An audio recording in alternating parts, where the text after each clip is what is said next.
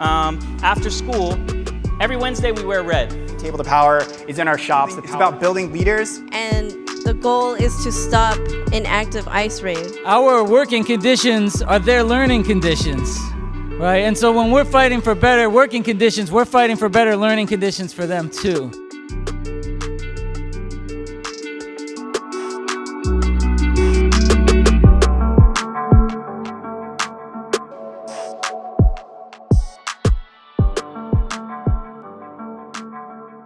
So just to talk a little bit about some of the sort of overarching trends that we're seeing as an organization within Black Rose, some of the things that we talked about today in terms of how we're seeing power operating at the top. One of the things that we're noticing is that U.S. global hegemony is in decline. There are a number of indicators that we can see. I don't want to get into too many of the details. I want to focus more on the strike, but we're sort of seeing potentially an emerging multipolar world, one that isn't so much centered around U.S. dominance, with the rise of China and so on. As a result of sort of declining U.S. control globally, one of the things that we're seeing is that political elites domestically are really struggling to maintain control. How do they sort of put the lid on this and maintain social, political, and economic conditions such that we'll continue to reproduce U.S. power globally? No one really has a clear solution in terms of the Democrats or the Republicans or some of the more establishment forces within the United States, right? As a result, one of the main things that we're seeing, and this is happening, a lot of these dynamics are happening globally, but we're seeing increasing numbers of people seeking out alternatives on the left and the right, right? So we're here with DSA over on the other side of the building, right? An organization that's grown to close to 50,000 members, which is a significant development on the left as a whole. Whatever can be said about DSA, it's an interesting barometer to see where the country is heading. On top of all this, we're seeing some of the characteristics of a looming economic crisis, particularly with growing income inequality, rising debts, deregulation of banks, so on and so forth. Some pretty disturbing trends that we might want to take a closer look at as we move forward. How have movements on the ground responded to some of these dynamics?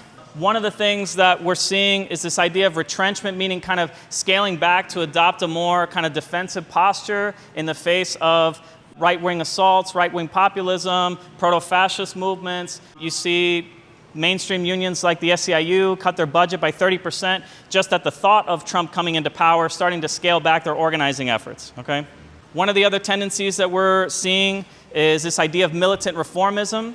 So struggles that maybe take on a militant style of rhetoric or tactics, but ultimately have a reformist undercurrent in terms of what it is that they're trying to advance. Also, what we're seeing on the other side of the aisle and really across the country is this strong turn toward electoralism, which gets kind of summed up in this little phrase here. We got to go from, we've had all this protest, we had Occupy and so on, but now it's time to go from protest to politics, to the sort of real game, right? And the real game is electoral politics. But one of the more kind of positive developments that we've been seeing is this strike wave that in some ways popped off with the teachers, and I'm going to talk more about that, but has also spread into telecommunications, into food service workers, and so on. I mentioned earlier that in North Carolina, we ended up turning out 30,000 teachers, parents, and students out in Raleigh, which is the capital in North Carolina. This happened on May 16th, and it was the sort of last round in this wave of teacher strikes that began in West Virginia. So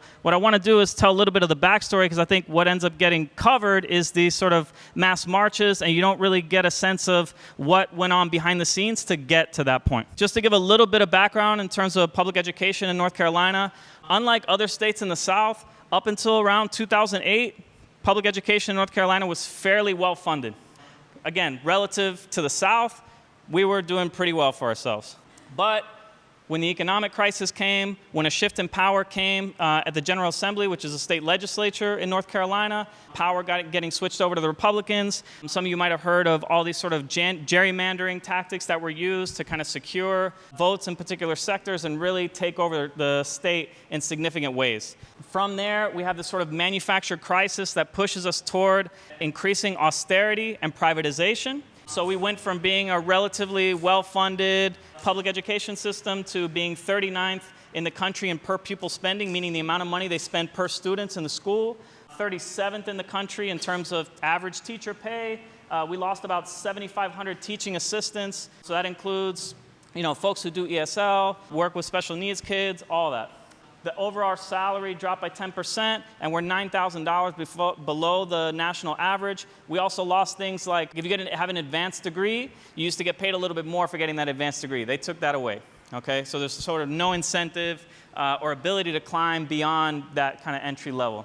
We're also seeing an increasing expansion of charter schools, vouchers, so on and so forth. A lot of this might sound familiar to folks in terms of this overall neoliberalization of education system that we've probably experienced firsthand, right? So in the face of sort of declining conditions over a 10-year period, folks in Durham, including teachers, students, parents, have organized in various ways to push back, okay? And that includes everything from civil disobedience, mass marches, all the way from Durham out to the Capitol in Raleigh. We've had campaigns to prevent undocumented students from getting deported, any number of steps that we've taken. But it was really when West Virginia popped off that things started to take a dramatic turn, and we needed to take advantage of the moment. One of the things that we had done shortly before West Virginia popped off was we launched this campaign called In This Together, and basically what we did was we went around to all the schools within the district and we did a survey of everyone that works in the school district to say, what's going on, what do you feel like the needs are, big open-ended survey to kind of get a sense for what the pulse was on the ground. We got over 1,000 people. There's a little over 2,000 people that work in the district. We got over 50% of people responded. For those of you who take bullshit surveys online, that's a pretty high number. We got a lot of people participating.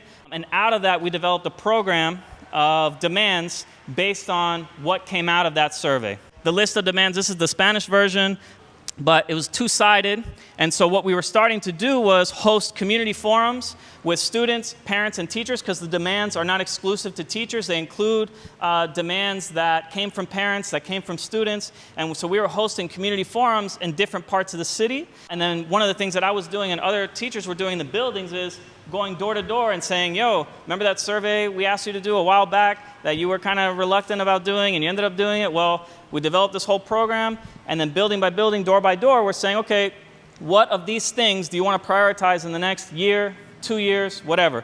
Have them circled, come out to a little happy hour, we'll talk about that, right? And so started building momentum around some of these demands. But right in the middle of this campaign, when we're starting to have the community forums, we're starting to develop momentum, West Virginia pops off, okay? And for those of you who don't know, when it popped off, and a lot of people focus on the question of wages, but for a lot of teachers in West Virginia, it was actually revolved around healthcare. So one of the things that they were asking folks to do is, I don't know if you ever heard, I think Whole Foods has a similar policy where it's like, well, if you stop smoking cigarettes, if you take all these health steps, we'll give you extra health benefits, something along those lines. They did the same thing with teachers, only they asked them to wear fucking Fitbits on their wrists, right, to start counting their steps and monitoring, okay, everything that they were doing to try and stay healthy and so on, and then they'll give a little extra benefits for their healthcare, okay? So what you might not have seen is all these teachers that were, making fun of the Fitbits and coming out to the Capitol. That was actually the thing that really pissed off a lot of people and pushed them into action. But it was particularly Mingo County, which is a historic county in terms of labor strikes or labor struggles, particularly with miners, okay? So Mingo County was the first one to go out on strike. And then it created this domino effect where surrounding counties took notice and said, hey, we're pissed off too. We have the same concerns. Let's stand in solidarity with them. And they end up shutting down all 55 counties in West Virginia. And they ultimately won a 5% increase in wages, amongst other things that they're still battling for. So when this happened, we were paying close attention in Durham, just like other teachers in other parts of the country, to see, okay, something's going on. We need to pay close attention. Not long after that, excuse my cheesy graphic, after West Virginia, right, other states took notice, and it popped off in Kentucky, Oklahoma, Colorado, and Arizona. So while this is going down, those of us in Durham are going, yo, what's up with that strike? So we were agitating our coworkers, sending around articles of what's going on here. Hey, you guys paying attention? Starting to have these conversations in the buildings. I'm part of the Durham Association of Educators. It's a local of the North Carolina Association of Educators, which is connected to the National Education Association, okay? And so we were having conversations about what was going on, and we actually invited a teacher from West Virginia to Skype into our union meeting and have conversations about how it went down there. Okay, so they talked about the significance of Mingo County and how they kind of inspired other people. And we kind of took stock and said, you know what, Durham is kind of West Virginia's Mingo County as far as North Carolina goes. We're one of the better organized counties. We're known to be the more kind of lefty outpost within North Carolina. We feel like if we push things in Durham, we might have a similar sort of avalanche effect. So one of the significant things to keep in mind is of the 6 places that I just mentioned, right, in only one of those states is it legal as a public sector worker to go on strike. So 5 out of 6 of these states engaged in illegal strike activity, right, but brought out so many people that the state really didn't have an option in terms of repressive pushback, okay? And they were able to gain a lot of public support from families and students and so on, so it became really difficult for forces on the right to counterattack. The other significant thing to take into account is that in terms of mass strike activity in the United States, we're talking about over 1,000 workers. It's been in stark decline, particularly since the 1980s with Reagan and attacks on the public sector, deindustrialization, globalization, global capitalism, so on and so forth, decimation of the left, on and on, right? But we're starting to see a little bit of an uptick with this recent wave. There's Durham, just to situate ourselves locally. We're small but feisty, and so you have to take into account that, you know, North Carolina is a swing state. There's rural areas that are definitely hardcore Trump country, and then there's places like Durham and Greensboro, and these other spots are historic in terms of civil rights struggles and so on, okay? So there's a lot of contradictions around the state, but we felt like we sort of recognized ourselves as being the Mingo County, and we were gonna push in that direction. One of the things that we took into account is that we're not sure that the political moment in North Carolina was ready to push for a strike in the same way that some of these other places were, given the context of the South and so on. And so we said, well, each teacher is entitled to a personal day, right? And it's so fucked up in North Carolina that it's gotten to a point where if you want to take a personal day as a teacher, you have to pay $50 to do it so that you can pay for the substitute to cover you. Okay, so if you want to take a day off because your mom got sick or whatever, okay, well, you can just pay $50, get a sub in, and so on, okay? The idea was, okay, people might not be ready to launch striking the other way. We'll all take a personal day on May 16th. Why? Because in the past, the North Carolina Association of Educators would host this extremely boring, ineffectual, toothless lobby day in Raleigh on May 16th, where they'd get out like 50 to 100 people and say, hey, you think you could do something for us? That'd be great. If not, it's cool too. We'll be back next year, maybe. I don't know, right? So we said, okay, they're already calling this date on May 16th. Let's exploit it, okay? But what we're going to do in Durham is we're going to go building by building and encourage people to take a personal day on the exact same day. So what we did was, how many of y'all have seen this hashtag Red for Ed or heard about it or whatever? So a lot of people know about it as a hashtag and they associate it with the broader teachers movement. We use it as a tactic in Durham. So every Wednesday after school, every Wednesday we wear red, right?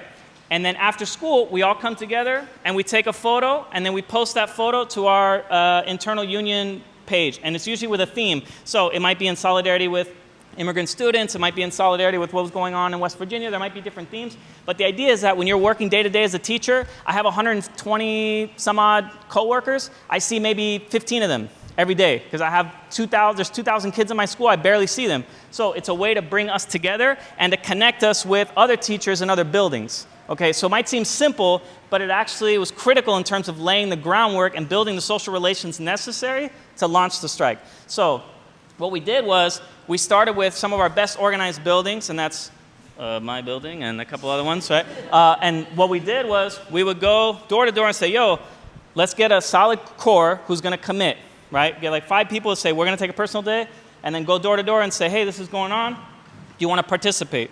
Okay? So we had already been doing the door-to-door stuff, so it became easier to have that conversation. So then we started using the Wednesday Red for Ed photos. Every time our numbers went up in Durham, we held a sign, right? So this is at EK Poe. It's one of the elementary schools that's better organized. This is when we had gotten to 630 workers in Durham Public Schools who were already committed to taking a personal day. So what we were doing is we were egging each other on, and we were competing with each other. being like, yo, we got 50 at our building, where the fuck you at? You know, so like we were starting to like hit each other up. And every Wednesday, more photos, and the numbers kept going up. So what we were going to do is we said the tipping point, because we have a crisis with substitute teachers. In my building, if 15 teachers are out, it's jungle law. They don't know what to do because there's not enough subs in the system to fill the gap. So they start pulling teachers in from other places and throwing them into the classroom on our breaks, right? So we work double, okay? So we said if we get 1,000 teachers to commit to this, we'll shut the school system down because they can't operate. They don't have enough subs. So by the time we got to 800, we went down to the school board and pressured them to say, listen, you see the writing on the wall. We're not going to be able to operate these schools. You got to shut them down. At that point, they kicked the can down the road. We got a little pissed off. We said, all right. So we had a week. They said, well, we want to deal with these logistical issues. So during that week, we went back. We started flyering. Because keep in mind, we have the direct relationship with all the with all the parents and everything. So we sent teachers to parking lots, they're picking up their kids, and we're flyering each car, right? We came back with over 1,000. So we picked up over 200 people in a week to come out. One of the things we did as well, each time we were just collecting these photos and then creating memes and then using the hashtag, it's personal, because we were all taking a personal day, but it was sort of a both individual and collective kind of response, right? So we started using these to encourage each other, but we were also sending these to surrounding counties. So it wasn't just Durham. We were saying, yo, look what Durham's doing. Check it out, right? And we were intentionally encouraging them. Ultimately, we came back with over 1,000, and we loaded that place with parents, teachers, students. And it was that night, 2 weeks before May 16th, right, that we shut down the whole school system. And after that happened, we started getting back in touch, or continue getting in touch with the surrounding counties in Raleigh, Guilford, and we had some that we were like, we'll get this one, we'll get that one, we'll get that one, but we're not sure what's going to happen after that. We really didn't have a sense of where it was going to go.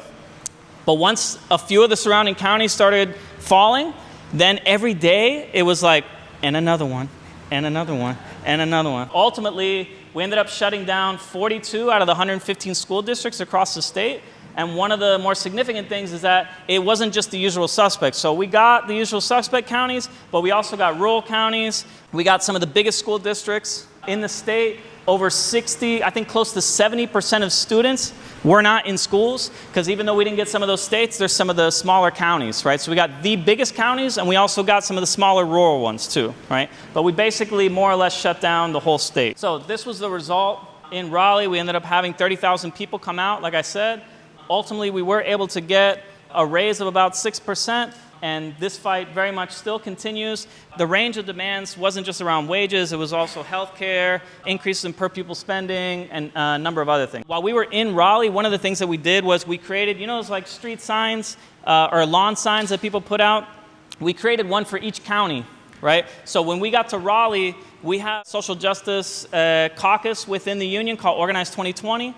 And one of the things we did in Organize 2020 is we created these lawn signs, and we marched through the big wave of people with these signs to collect people from those counties, right? And then we brought them to the back of the legislative building and had them host assemblies for their respective counties, right? So they can start to build relationships and organization within their respective counties. And then we collected their contact information for all of them. So with that contact information, now we hit them up to do regional organizer trainings to build stronger locals, more rank and file oriented struggles in different counties throughout the state. So we've already done, I think, 5 or 6 on top of rank and file study groups, so looking at other teacher strikes, and then sort of revisiting this campaign that I mentioned earlier of In This Together. But that's where it stands at this point.